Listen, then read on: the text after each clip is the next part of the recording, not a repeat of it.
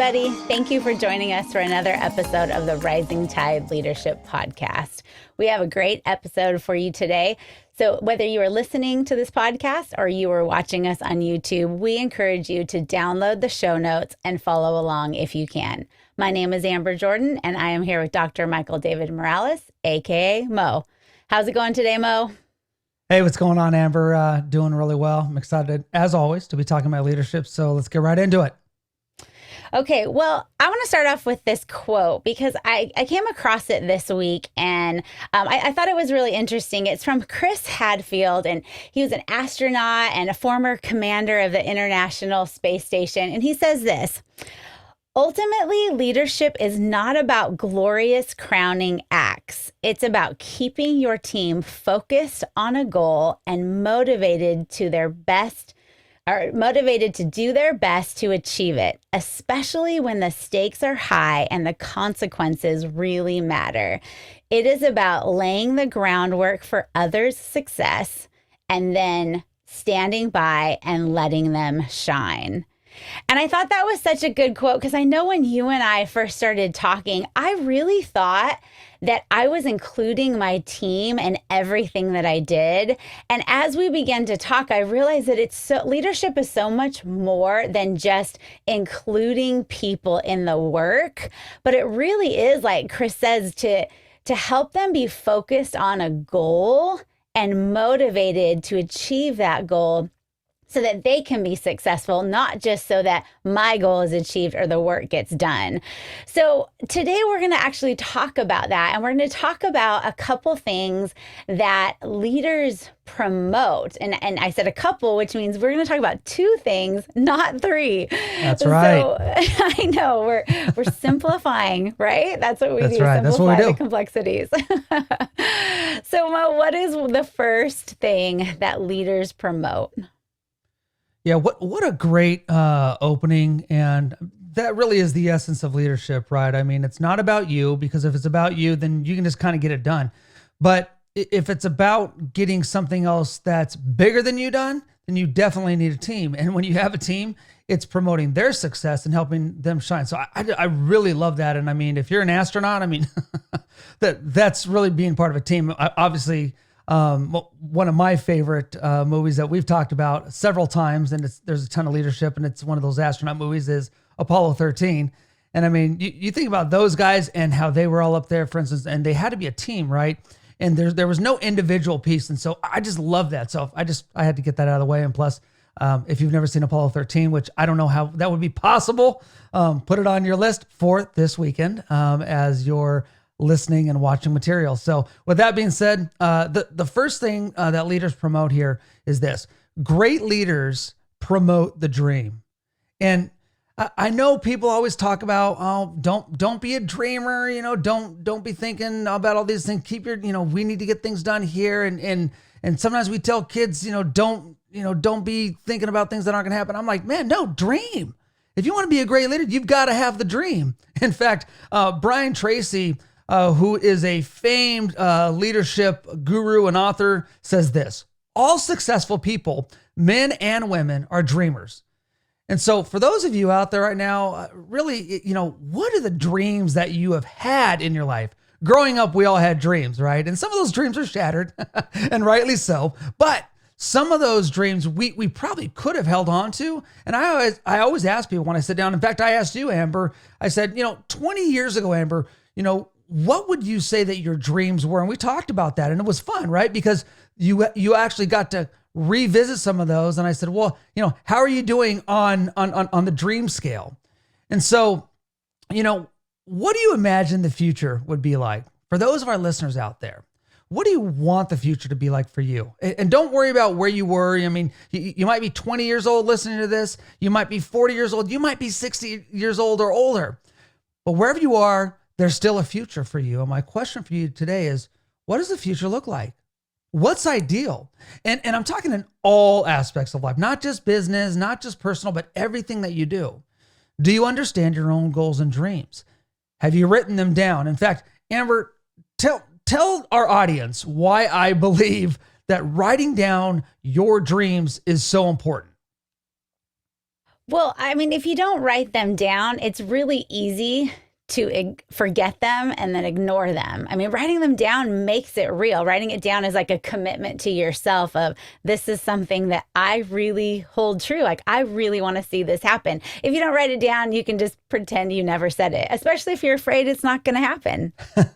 Well, that's right. And remember, we always said, Amber, you got to write down the dreams so they become goals, which again comes back to what? Journaling, right? That's why it's so important to journal. How many times have you now looked back on your journal from a year ago, 2 years ago and said, holy cow, that's what happened? I really romanticized that in my head and thought I was so much better than I really am, right?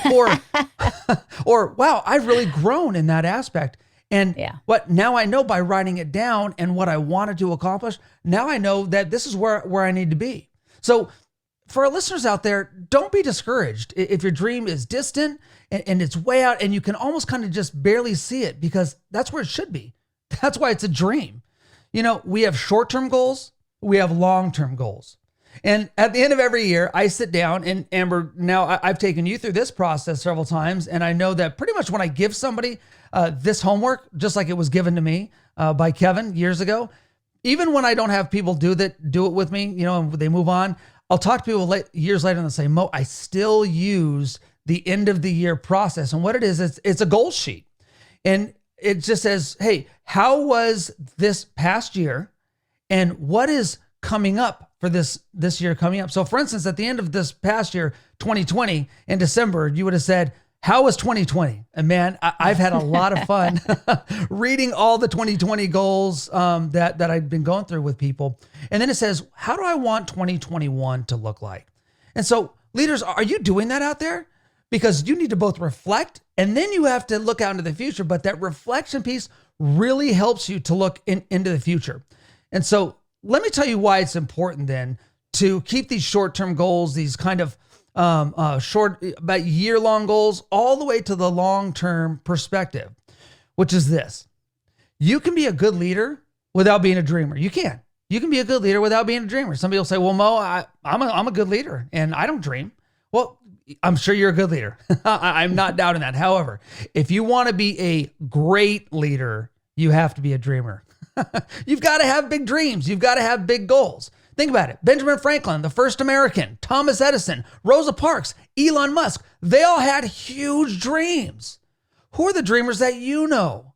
I have dreamers in my life, people that I talk to, just actually sit down over coffee and they tell me their dreams. And these are the people that I literally, Amber, will just kind of look at them and be like, holy cow, how do you think so far out? Because you know me, I'm a futuristic guy. I love looking out the future. And so I need to be around big dreamers. Well, leaders, you need to spend time with those dreamers, because if you're not prone to the dream on your own, then you need to get around people that are. Okay, but you know, we just talked about the people that maybe, you know, they had dreams 10, 20 years ago, and they haven't seen any of those things happen. And so they might be a little leery about dreaming. Or you meet those people that are just like head in the clouds sort of people where, you know, I can't help but think about The Office, and you know the episode Scott's Tots where like yes. Oh my God. If you are an Office fan and you don't think of Scott's Tots and cringe, when you said that, I literally just cringed a little bit. Oh my gosh, yes. I know, because so Michael Scott, I mean, he is just the absolute dreamer. He's always dreaming up some other sort of plan or something, but he promises these third graders that if they will just stick with school and graduate, he will pay for their college. Well, time goes by and here they are seniors and they want to bring him in and honor him. And he didn't have a plan. He didn't have any money. Man. He can't pay for their college. And you watch that episode and you just cringe. But I think some people think of dreamers in that way. I mean, I think some of our listeners out there, they are thinking like, I want to dream bigger, and that's exciting to them. But man, what do you do with those people where they're just like, I don't see dreams ever come true. And I don't really want to hang out with people who make these big promises or have these big elaborate dreams. And they're just going to end up being like Michael Scott. Well, I love The Office, as I know that you do as well, and so many of our listeners do. And Scott's Tots is really just such a cringe-worthy episode, but it's so good because it just keeps. You think it's going to get better, and it just gets worse, right? But at least Michael Scott was a dreamer, and when Stanley laughs and he's like, "Has that already been 10 years?" That's like my favorite part when he just like gives that little chuckle. But some people are, and so let me give you a way to maybe become a better dreamer. How about we do that? And so if you are not a dreamer and you want to get closer to helping to, even if your dreams are not huge, but you want to start helping others see your dreams, do this. Here's the practical point: become a storyteller. All great leaders are great storytellers because they have to communicate the dream, right? And if you are, kind of like, well, I need to get my head in the clouds a little bit, start telling stories. Start thinking about the good things that are happening within your team. It's one of the most powerful tools, storytelling is, because you have to learn how to, effectively communicate and communicate clearly. And that's the art of storytelling, right? I mean, what is your compelling purpose that you need everybody else to know? What are the things, leaders, that you're like, I really need people to understand this about me? These are the things that I see leadership. This is how I see the future. This is how I see my team. Because I'll tell you this, stories are memorable. Stories bring out the richness and the things that you believe, the principles of the company. Stories convey meaning. Stories stir up emotion, and they make people inquisitive. And that's how you want your people to view you. They want to see that you are thinking out in the future. They want to know that they can focus on now because you are focusing on the things out in the distant future. And so when you think about stories eventually, they captivate the heart. They get others on board. We talk about getting people on the bus all the time. This is how you do that. Because when you start telling those stories, you're going to convey your dream, and then you're going to help people understand, well, wait, maybe I have a dream too. And let me tell you, when you get to that point, oh man, when you can pull the dream out of other people, you're going to help them be performers, and then they're going to start being leaders.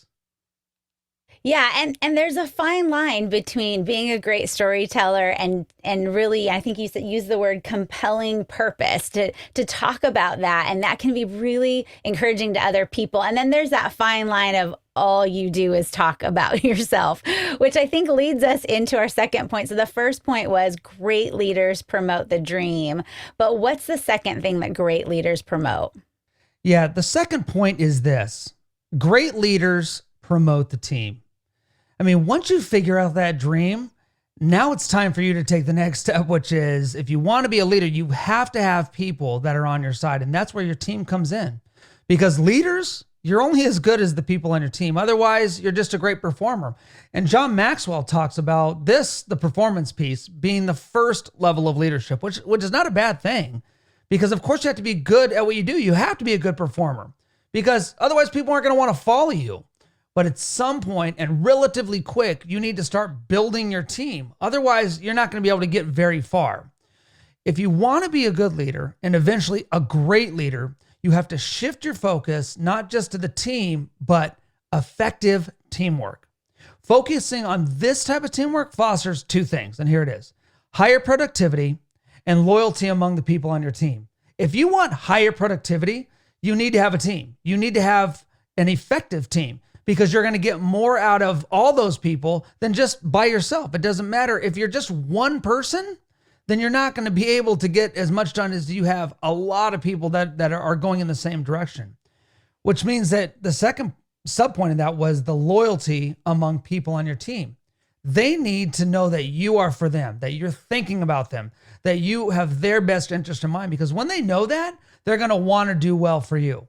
Because teams that work well together will always produce better work, and they'll have better results. Well, I know that goes beyond just all the teamwork activities that we can find on the internet, or, taking your team to a team building retreat. So What does that really look like to foster effective teamwork, especially right now where so many of our teams, they're not even working in the same building together? How do you do that? How do you foster that?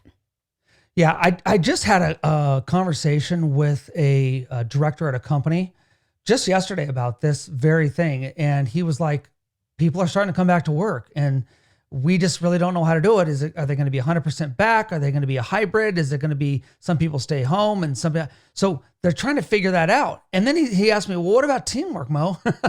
And I said, that's a great question. And you're going to have to figure that out. And let me tell you, Amber, for our people listening out there, if you want to be effective and if you want to be the go-to person in this next season coming up, if you learn how to build that teamwork with that kind of hybrid mentality, you're going to be as good as gold. People are going to want to bring you in and they're going to want to have you help their teams. And so that's what we've been really focusing on, because the modern workplace, meaning what's going forward in 2021 is, we know that leaders, none of us are an island.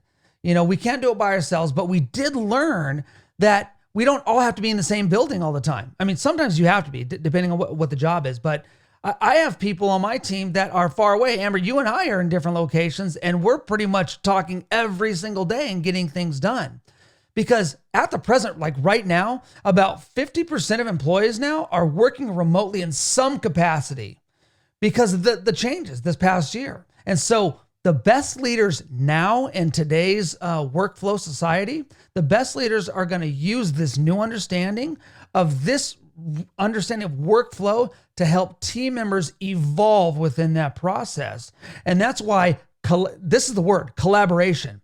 Collaboration is key. So leaders, do you communicate collaboration among your team? Okay. Well, what do you mean? Do you communicate collaboration? Like how is that different than do you collaborate? Yeah, collaborating obviously is, you have to, that's the no-brainer part, right? Okay, well, we've got to do this together, but leaders, you have to communicate that piece. You need to help them understand the importance of collaboration, because what happens when people, again, are remote and they're away from each other, they're just thinking, well, I just need to get my stuff done and I'll send that work in. And if everybody else, does their stuff, well, they may or they may not, but I've done mine. No, leaders, you need to help people understand that what they are doing, whether it's here in the workplace or it is remotely, that everything that they do has to be put into collaboration with other people. You can't just do your job and send it in. I mean, it would be nice, right, if everybody just did their job, right, and just send it in and like, okay, we're all good. No, that's just not how the real world works. You need to communicate to your team the importance of collaboration, and that's why communication is the key component. It should be a top priority. And leaders, if you want to build a strong team, you need to do that. Another thing you need to foster is that sixth sense among your team members. Because think about this. The best sports team eventually develop what we call the sixth sense, right? They can just kind of feel things. It's how people know how to pass the ball, or know, well, I'm going to go to this person on the field, or you're kind of just on the same wavelength. Well, it's the same thing in business. It's the same thing in the office. It's the same thing on your team, wherever you're at. Because within the workplace, you have to promote a willingness for people on the team to learn what it means to see what other people are thinking. You need to help your team leaders have the people on your team thinking about each other, because then they're going to start communicating better and faster and doing it in different ways. So develop that sixth sense if you haven't already. And also, teams that work well together develop a strong sense of accountability. Gosh, I can't tell you how important that word accountability is. I mean, we are accountable to the people at work. We want to be effective teams. I need to know that my teammates are accountable to me and vice versa, right? Teams are only as good as the sum of their parts. And so what part do you play on your team? We all play a different part.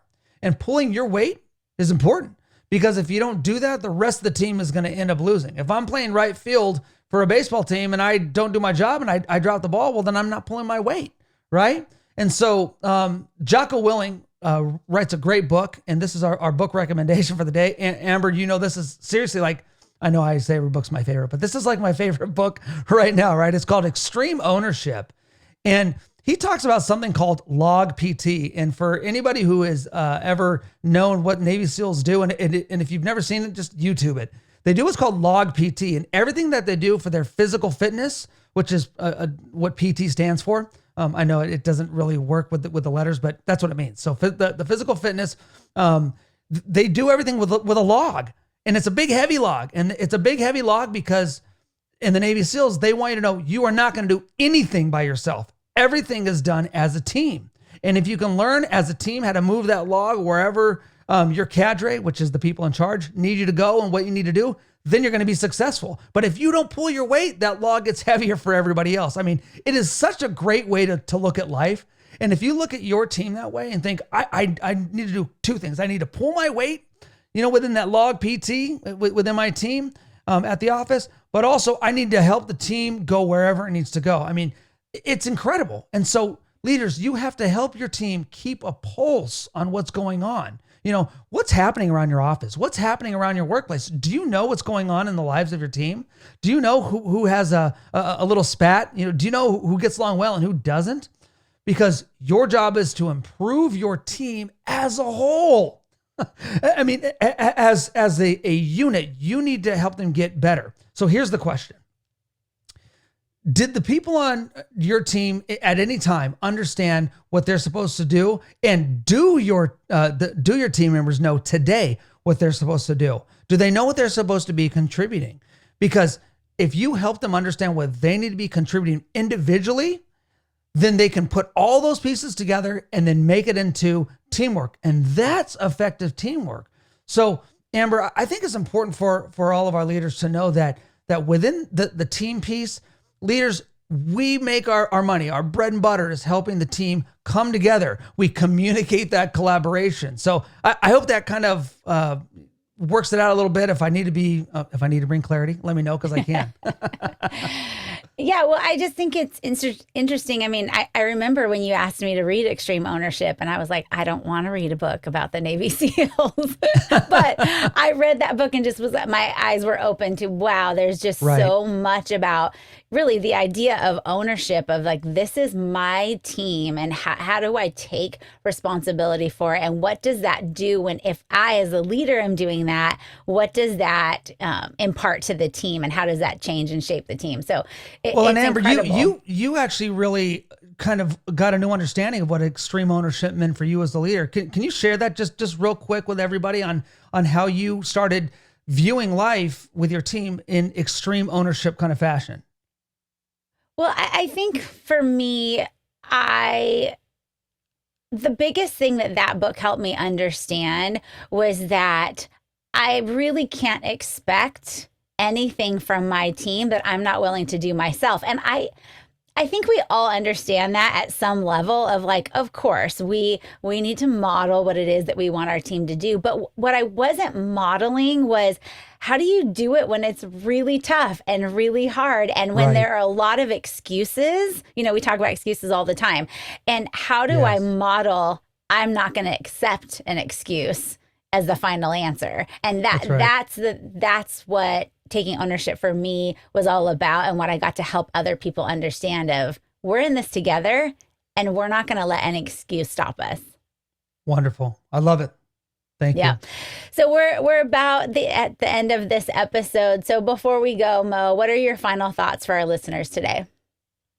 I would leave you with this, leaders. You've got to have both. You've got to have the dream and you've got to have the team. And so where are you lacking? Are you a big dreamer, but you don't have the team? Or are you great at teamwork, but you just don't have the dream? Because you got to have both. You can't just have one.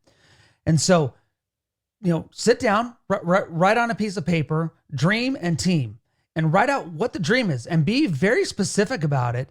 And then on the other side, write down the people that are your teammates, the ones that you have, and also put a little line at the bottom and people that you would like to have on your team. Those are the people that I'm always excited to know, because I'm like, there's somebody out there that's going to help me get closer to the dream, and I don't even know who that person is. And they're going to hopefully be on my team one day, but I have to know what that dream is. I need to know who the team is so that I can know what the next part in the process is for me. Yeah, and don't be afraid of the Michael Scotts out there because they do keep us dreaming. Michael Scott's the best. Yeah, well, everybody, that brings us to the end of this episode. So thank you for joining us today with the Rising Tide Leadership Podcast, and we will see you next time.